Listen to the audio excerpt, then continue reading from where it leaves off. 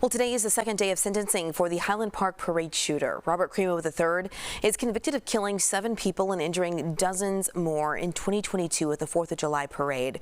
Yesterday, victims shared their emotional impact statements, and noticeably absent was Crimo. Our Darius Johnson live outside the Lake County Courthouse. And Darius, can you walk us through more of what we heard in court and also what we can expect today on day 2?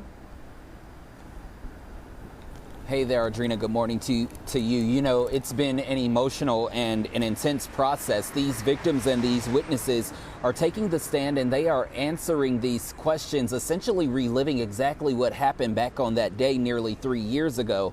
Our legal analyst says one thing that's different about this isn't your normal victim impact statement or your normal sentencing hearing. They are asking many of these people questions as opposed to them just going to the stand and reading exactly how this incident, how this tragedy has really impacted every aspect of their life. Now, inside the courtroom, every seat was filled except for one, Robert Crimo III's. Prosecutors played his confession in which he calmly described climbing onto a rooftop and opening fire. The statements given on day 1 paint a picture of the horror unleashed July 4th, 2022. Highland Park investigator Jerry Cameron took the stand and recalled driving victims to the hospital. Then Dr. Jeremy Smiley, who escaped the parade safely with his family and went to work at Highland Hospital to help those who were injured. Then we heard tearful testimony from Highland Park mother Dana Reuter Ring.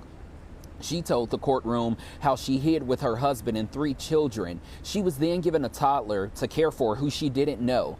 That boy was 2-year-old Aiden McCarthy, whose parents were both killed in the shooting. And just yesterday, she had a chance to meet one of Aiden's grandparents for the very first time, and we spoke to their attorney after. A very poignant moment, and what we heard in there, the description of the carnage that we heard in there is just something that's difficult to fathom. Now, this judge is expected to hand down 7 life sentences, 1 for each of the 7 lives lost on that July 4th, 2022 shooting, during that shooting rather. Now, the only decision this judge has to make really is whether these sentences will run consecutively or concurrently. Testimony begins at 9 o'clock this morning. They just opened the doors to the courthouse. We will be there. We'll update you all on what happens throughout the day. Adrena, back to you. All right, Darius, thank you.